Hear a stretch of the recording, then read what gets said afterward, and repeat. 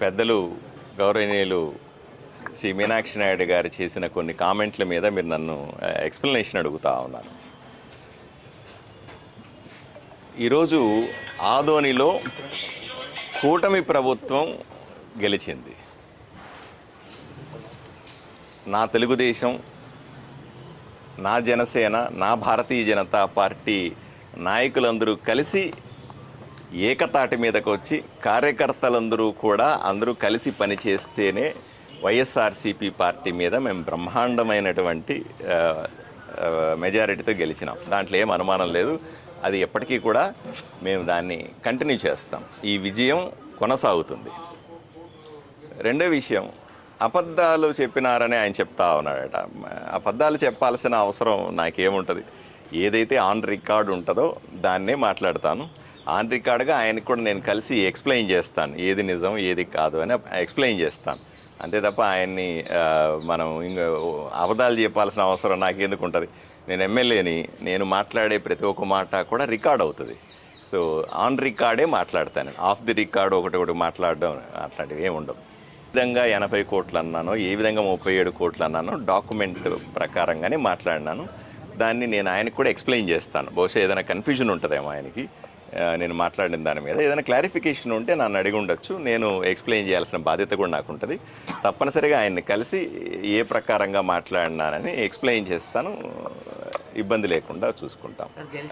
Telugu Desam party కార్యకర్తలని కాపాడుకోవడం నా బాధ్యత. తెలుగుదేశం పార్టీ మా కూటమికి సంబంధించినటువంటి ప్రతి ఒక్క కార్యకర్తని చక్కగా చూసుకోవడం అనేది నా బాధ్యత. ఒంటెద్దు పోకడలని ఏం లేదు. ఇప్పుడు పెద్ద ఆయనకు నాకున్నటువంటి ఒకే ఒక డిఫరెన్స్ మీరు అర్థం చేసుకోవాలి. ఇప్పుడు ఇంతకుముందు కూడా కూటమికి సంబంధించిన మీటింగ్ పెట్టినప్పుడు మీరంతా వచ్చినప్పుడు మేమంతా కలిసి కొన్ని ఏదైతే ప్రభుత్వం దగ్గర నుంచి రావాల్సిన లబ్ధి ఉందో దాన్ని ఏ విధంగా మనం కార్యకర్తలకు అందించాలా అనే విషయాన్ని చర్చించినాం. ఆ ప్రకారంగానే చేస్తున్నాం. ఇప్పుడు విడుదల చేసిన లిస్టులు ఒకసారి క్రాస్ చెక్ చేసుకోండి. ఒకటే డిఫరెన్స్ ఆయనకు నాకు ఏంటంటే ఆయన ఇప్పుడు మీ అందరికీ తెలుసు, తెలుగుదేశం పార్టీలో 5 వర్గాలు ఉన్నాయి. జనసేనలో, బీజేపీలో అటువంటి వర్గాలు ఏమీ లేవు. తెలుగుదేశం పార్టీలో 5 వర్గాలు కూడా 5 వర్గాలకు సంబంధించిన కార్యకర్తలందరూ కూడా నాకు రాత్రి పగలు పనిచేశారు, కష్టపడి నన్ను గెలిపించినారు. అందరినీ గౌరవించుకోవడం నా బాధ్యత కాదా? నేనంటాను అందరూ నాకు కావాలి, అందరూ కార్యకర్తలకు చేయాలి, అందరూ ఎవరైతే నాయకులు ఉన్నారో అందరికీ తగిన గౌరవం రావాలా అంటా నేను లేదు అవన్నీ పట్టించుకోకూడదు, ఆ నియోజకవర్గంలో ఈ నియోజకవర్గంలో అలా జరగట్లేదు, నేను చెప్పిందే నడవాలా అంటాడు. ఒంటెద్దు పోకడ ఎవరిది? ఆయనదే నాదే? ఆయనది ఒంటెద్దు పోకడ. ఆయన మిగతా తెలుగుదేశం పార్టీలో ఉన్న నాయకుల్ని కార్యకర్తల్ని వాళ్ళని కలుపుకొని పోవాల్సింది పోయి ఆయన విభేదిస్తూ నేనే అంటే అది ఎలా అవుతుందండి కదా? నాకు అందరూ కావాలా. నాకు తెలుగుదేశం పార్టీలో ఉన్నటువంటి అన్ని వర్గాలు కావాలి, అందరూ లీడర్లు కావాలి, జనసేన లీడర్స్ కావాలి, బీజేపీకి కూడా కావాలి. అందరి పట్ల నేను గెలిచాను. అందరూ సహకరిస్తే, అందరూ నాకు సాయం చేస్తే గెలిచాను. మరి నేను ఎందుకు ఒక వర్గం వైపున వెళ్తాను? వర్గాలు కడుతుంది ఆయన కానీ నేను కాదు కదా. ఒంటెద్దు పోకడ ఆయనది కదా, నాది కాదు కదా. నాది ఏ విధంగా ఒంటెద్దు పోకడ చెప్పాలి కదా. మరి అంటే గతంలో చెప్తున్నాను, కూటమి ఇల్లు అది. ఆయన ఇల్లు సొంత ఇల్లు కాదు. నా ఉద్దేశం కూటమి ఇల్లు. కూటమి అంటే ఆయనతో పాటుగా మిగతా తెలుగుదేశం పార్టీలో ఉన్న నాయకులు, మిగతా జనసేన, భారతీయ జనతా పార్టీ నాయకులు. ఇప్పటికీ చెప్తాను, ఎప్పటికీ చెబుతాను, నేను కూటమిని రిప్రజెంట్ చేస్తున్నటువంటి ఎమ్మెల్యేని. ఇప్పటికీ నేను 10% మాత్రమే నా గురించి ఆలోచన చేస్తాను. 90% నా కోసం కష్టపడినటువంటి నా తెలుగుదేశం, నా జనసేన, నా భారతీయ జనతా పార్టీ కార్యకర్తల గురించి మాత్రమే ఆలోచన చేస్తాను. రెండో ఆలోచన లేదు. మేము ఏదైతే లబ్ధి పొందామో ఆ లిస్టులు ఇస్తాను, ఒకసారి చూడండి. మీరు మీ ప్రభుత్వం దగ్గర నుంచి ఏదైనా లబ్ధి రావాల్సిన ఈ 2 నెలల్లో జరగాల్సిన, నేను ప్రజలకు కూడా సమాధానం చెప్పాలి. ప్రజలకు కాదు, కార్యకర్తలకు కూడా సమాధానం చెప్పాలి. నేను కార్యకర్తలు దయచేసి రండి, మీకు ఇచ్చినటువంటి లిస్టులు నేను ఓపెన్గా పెట్టి చూపిస్తున్నాను. సోషల్ మీడియాలో కూడా చాలామంది సర్క్యులేట్ చేసుకున్నారు, వాళ్ళే సర్క్యులేట్ చేసుకున్నారు. దాంట్లో తెలుగుదేశం పార్టీకి సంబంధించినటువంటి వాళ్ళు కూర్చొని సర్దుబాటు చేసుకోలేకపోవడం వల్లనే 2 నెలలు ఆలస్యమైంది. తప్ప దీంట్లో నాకు సంబంధించిన పాత్ర భారతీయ జనతా పార్టీలో సమస్య లేదు, జనసేన పార్టీలో కూడా సమస్య లేదు, తెలుగుదేశం పార్టీలో కూడా మిగతా వర్గాలతో ఎక్కడ వాళ్ళ సమస్య లేదు. కేవలం ఆయన ఒక్కడికి సంబంధించిన ఒంటెద్దు పోకడల వల్ల ఇంత ఆలస్యమైంది. ఎవరికైనా తెలుగుదేశం పార్టీ కార్యకర్తలకి 2 నెలలుగా ఏదైనా లబ్ధి చేరలేదు అంటే కేవలం ఆయన ఒంటెద్దు పోకడం వల్లే తప్ప, ఆయన అన్యాయం చేశాడు తెలుగుదేశం పార్టీ వాళ్ళకి తప్ప, మేము ఎప్పుడు ఓపెన్గానే ఉన్నాం, మేము ఎప్పుడు కూడా తెలుగుదేశం పార్టీ కార్యకర్తలు చూసుకుంటూనే ఉన్నాం. అంతెందుకు, నేను ఎమ్మెల్యే అయిన తర్వాత సంతకాలు పెట్టిన పేపర్లలో 70% సంతకాలు తెలుగుదేశం పార్టీ కార్యకర్తలు తీసుకొచ్చిన అర్జీల మీదనే పెట్టినాను. ఇది ఆన్ రికార్డు. నేను దీన్ని మార్చేది లేదు, దీన్ని అబద్ధాలు చెప్పాల్సిన కూడా ఏమీ లేదు. అట్లా ఏదైనా కమ్యూనికేషన్ గ్యాప్ ఉంటే సరిగ్గా నార్మల్గా ఏంటంటే అప్పుడు కానీ ఇప్పుడు కానీ మేము వాళ్ళకి ఇంటిమేట్ చేస్తాం, ఓ మెసేజ్ రూపంలోనో వాట్సాప్ రూపంలో ఇంటిమేట్ చేస్తాం. ఆయన ఇంకా బాగా ఇంటిమేట్ చేయాలనే కోరిక ఉంటే తప్పనిసరిగా ఈరోజు రేపటి నుంచే ఒక సపరేట్గా పిఏని పెట్టి ఆయనకి కానీ మిగతా లీడర్లకు కూడా ఇంటిమేట్ చేస్తాను. ఎవరు నాకు ఆ కంప్లైంట్ ఇప్పటిదాకా చెప్పలేదు. ఇప్పుడు ఆయన చెబుతున్నాడు, ఆయన కోసం ప్రత్యేకంగా నేను ఇంటిమేషన్ వ్యవస్థను ఏర్పాటు చేస్తాను. ఇప్పుడు నేను ఇప్పుడే ఆయన వీడియో కూడా చూశాను. ఆయన ఏం చెప్తా ఉన్నాడు, వైఎస్ఆర్సీపీ పార్టీ వాళ్ళు భారతీయ జనతా పార్టీలో చేరుతా ఉన్నారు. ఇది ఆయన చెప్పే ఆలోచన. ఇది పార్టీకి సంబంధించిన అంశం.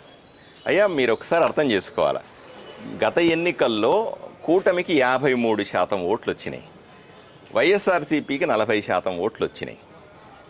కూటమి మరిన్నిసార్లు అన్ని ఎన్నికల్లో గెలవడానికి తగిన విధంగా ప్రిపేర్ అవ్వాల్సిన అవసరం ఉంది. వైఎస్ఆర్సీపీ పార్టీలో ఉన్నటువంటి నాయకుల్ని కార్యకర్తల్ని ఎవరైతే భారతీయ జనతా పార్టీ ఆలోచన విధానం నచ్చి మా దగ్గరికి వస్తున్నారో వాళ్ళని తీసుకునే హక్కు మాకుంది. 100% తీసుకుంటాం కూడా, ఇది కొనసాగిస్తాం కూడా.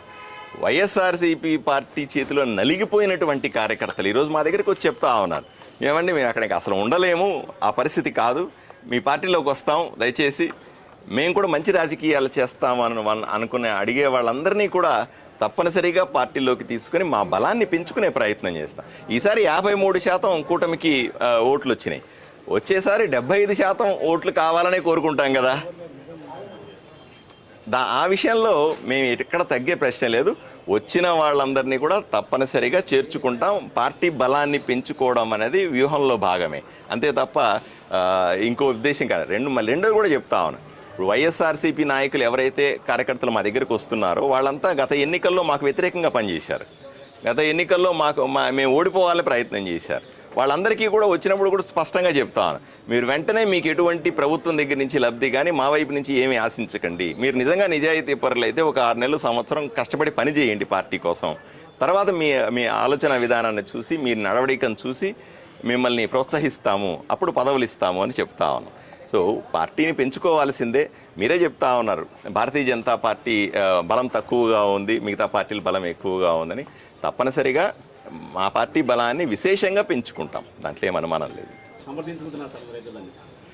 పార్టీ అంశాలని, పార్టీలో చేరికలని నేను 100% సమర్థించుకుంటాను. ఎందుకంటే పార్టీ బలాన్ని పెంచుకోవాలి. పార్టీ బలాన్ని ఎక్కడి నుంచి పెంచుకోవాలి కదా, మిగతా పార్టీల్లో ఎవరైనా బలవంతులు ఉంటే వాళ్ళందరినీ, లేదా మిగతా పార్టీల్లో ఎవరైనా పార్టీ కోసం సీరియస్గా పనిచేసే వాళ్ళని మేము తీసుకొని పెంచుకోవాల్సిన అవసరం ఉంది. అలాగే ఇప్పుడు నేను తెలుగుదేశం పార్టీ కార్యకర్తలు అనుకోండి, వాళ్ళని ఎక్కువ మందిని నేను పార్టీలోకి తీసుకొని బాగుండదు. ఎందుకు కూటమిలో ఉన్నాం, జనసేన ఉంది, జనసేన పార్టీలో నుంచి ఎక్కువ మంది తీసుకోవడం సాధ్యం కాదు. అదే సందర్భంలో ఇంకా నాకు మిగిలిన పార్టీలు ఏమిటి, వైఎస్ఆర్సీపీ పార్టీలో ఉన్నటువంటి మంచివాళ్ళు, లేకపోతే పార్టీలోకి వచ్చి మేము నిక్కర్సుగా బీజేపీ కార్యకర్తగా ఉంటామనుకున్న వాళ్ళు, లేదా మిగిలిన పార్టీల్లో ఎవరన్నా ఉన్నవాళ్ళు న్యూట్రల్గా ఉన్న వాళ్ళని తీసుకుంటే కదా నా బలం పెరుగుతుంది. లేకపోతే ఎలా బలం వస్తుంది, ఆలోచన చేయండి. రెండోది, ఇప్పుడు ఉన్న 53% కూడా సరిపోదని కదా మా వాదన. 53% బలం కూడా మాకు సరిపోదు. నెక్స్ట్ టైం 75% ఓట్లతో కూటమి ప్రభుత్వాలన్నీ ఏర్పడాలని కదా మా ఉద్దేశం. నేను ఒకటే చెప్తా ఉన్నాను, పెద్ద ఆయనకు కూడా చెప్తా ఉన్నా, పెద్ద ఆయన అనవసరంగా తెలుగుదేశం పార్టీ కార్యకర్తలను రెచ్చగొట్టే ప్రయత్నం చేస్తూ ఉన్నాడు. అనవసరంగా రెచ్చిపోవాల్సిన పరిస్థితులు లేవు ఇక్కడ. ఎందుకంటే నేను ఎప్పుడూ కూడా తెలుగుదేశం పార్టీ కార్యకర్తల వైపునే ఉన్నాను. తెలుగుదేశం పార్టీ కార్యకర్తలకు మంచి చేయడానికి మాత్రమే ఉన్నాను. నేను ఆ వీడియోలో చూశాను, ఆయన బురదంతా నాకు పూయాలని ట్రై చేస్తూ ఉన్నాడు. ఆయన ఏదో నిగూఢంగా మాట్లాడతాను, వైఎస్ఆర్సీపీ వాళ్ళు ఎందుకు వ్యతిరేకించట్లేదు, వైఎస్ఆర్సీపీతో ఇండైరెక్ట్గా సపోర్ట్ చేస్తూ ఉన్నారు, ఇట్లా మాట్లాడే ప్రయత్నం చేస్తాను. కరెక్ట్ కాదు అది. వైఎస్ఆర్సీపీ నేను మళ్ళీ చెప్తా ఉన్నా, ఈ ఊరిలో జరిగినటువంటి 60-40కి నేను వ్యతిరేకము. 60-40ని భయంకరంగా వ్యతిరేకించి ప్రజలు నాకు ఓట్లు వేసినారు. దాని గురించి మళ్ళీ ప్రత్యేకంగా చెప్పాల్సిన అవసరం లేదు. 100% ఎవడైతే ఇంతకుముందు ఎమ్మెల్యే దుర్మార్గాలు చేసినాడో అదే దుర్మార్గాలు నాకు ప్రభుత్వం వచ్చింది కదా నేను చేస్తానంటే ఒప్పుకునే వ్యక్తిని కాదు నేను. చంద్రబాబు నాయుడు గారు నాకు అలా చెప్పలేదు. చంద్రబాబు నాయుడు గారు చాలా స్పష్టంగా చెప్పారు, ఎవ్వరూ తప్పు చేసినా ఎమ్మెల్యేలదే బాధ్యత అని చెప్పినాడు. కాబట్టి ఈ ఊరిని కాపాడుకోవడానికి 60-40 నుంచి కాపాడుకోవడానికి నేను నిరంతరం పనిచేస్తానని మాత్రం ప్రజలకు హామీ ఇస్తాను.